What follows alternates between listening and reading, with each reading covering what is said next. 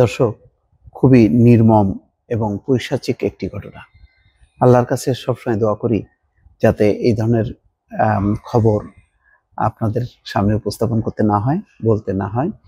কিন্তু গণমাধ্যমে প্রকাশিত কিছু কিছু অমানবিক কাহিনী, ঘটনা আপনাদেরকে বলতে হয় এই কারণে যাতে মানুষের মধ্যে একটা প্রতিক্রিয়া তৈরি করা যায়, মানুষের মধ্যে যাতে একটা প্রতিরোধ গড়ে তোলা যায়। হ্যাঁ, এটা ঠিক যে সামগ্রিকভাবে হয়েছে, কিন্তু তারপরেও এখনো বহু জায়গায় নারীকে অবমাননা করা হচ্ছে, নারীকে লাঞ্ছনা করা হচ্ছে, নারীর প্রতি যে সহিংসতা, এটা সীমাহীন। দর্শক, আজকে যেই খবরটি পত্রিকায় এসছে ব্রাহ্মণবাড়িয়ায়, তার শিরোনামটা পড়লেই বুঝতে পারবেন যে কত নির্মম হতে পারে মানুষের মানসিকতা, মানুষের আচরণ, মানুষের চরিত্র। পাতা পোড়ানোর কথা বলে পোড়ানো হচ্ছিল নারীর খণ্ডিত দেহ, পৃথক জায়গা থেকে দেহ ও মাথা উদ্ধার। দর্শক, কল্পনা করতে পারেন যে পরিত্যক্ত এই একটি বাড়ির গর্তে শারমিন বেগম নামে এক নারীর শরীর খণ্ডিত দেহ আগুনে পুড়িয়ে ফেলছিলেন এক যুবক। বুধবার সকালে ব্রাহ্মণবাড়িয়ার আখাউড়া উপজেলার গাজীর বাজার এলাকায় ব্রাহ্মণবাড়িয়া আখাউড়ায় পৃথক স্থান থেকে এক নারীর পুড়িয়ে ফেলা দেহ ও মাথা উদ্ধার করেছে পুলিশ।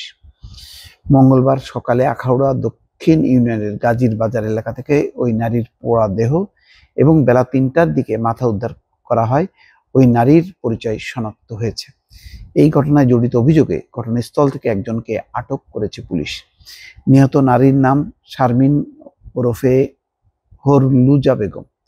তিনি উপজেলার হীরাপুর এলাকার মোহাম্মদ নুরুল ইসলামের স্ত্রী।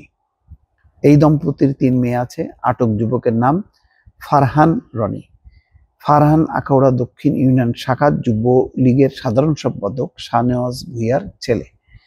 ফারহান এলাকার মাদক চোরা কারবারের সঙ্গে জড়িত বলে জানা গেছে। পুলিশ এবং স্থানীয় সূত্র বলছে, আটক ফারহান ভোরবেলায় ওই নারীকে ডেকে নিয়ে যান। তবে কি কারণে তাকে এখানে আনা হয়েছে, কেন হত্যা করা হয়েছে, এই বিষয়ে পুলিশ বিস্তারিত জানতে পারেনি। এলাকাবাসী ও প্রত্যক্ষদর্শী ব্যক্তিরা বলছেন, উপজেলার গাজীর বাজার এলাকার এক ব্যক্তির বাড়ির থেকে রাজহাঁস চুরি হয়। আজ সকালের দিকে হাঁস খুঁজতে এসে শাহনওয়াজ ভূঁইয়ার জমিতে পরিত্যক্ত টিনের ভাঙা ঘর থেকে ধোঁয়া বের হতে দেখেন স্থানীয় এক ব্যক্তি। সেখানে থাকা শাহনওয়াজের ছেলে ফারহান জানান, তিনি পাতা পোড়া দিয়েছেন। এই কথা বিশ্বাস না হলে হাঁসের মালিক ২ ভাই মোহাম্মদ এনামুল ও রোমান ও তাদের চাচাতো ভাই মোহাম্মদ উবায়দুল ঘরের ভেতরে উকি দিয়ে দেখতে চান। সে সময় ফারহান ক্ষুব্ধ হয়ে তাদের মারার হুমকি দেন।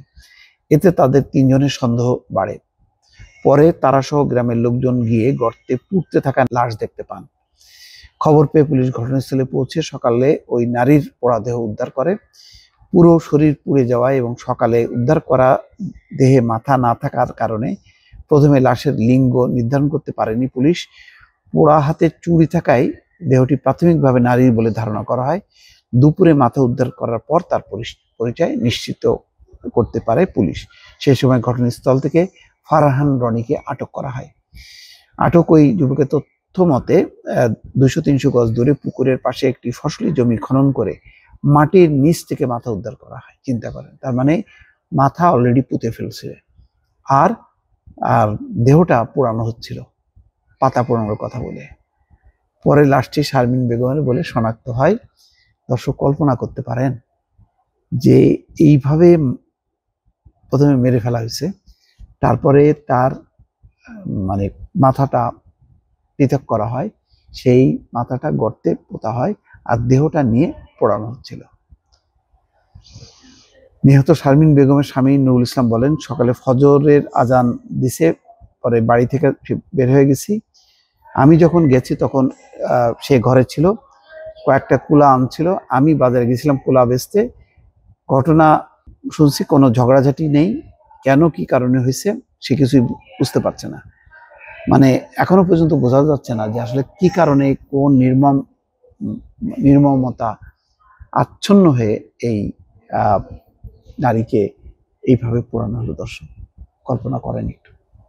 ভালো থাকবেন। আল্লাহ হাফেজ।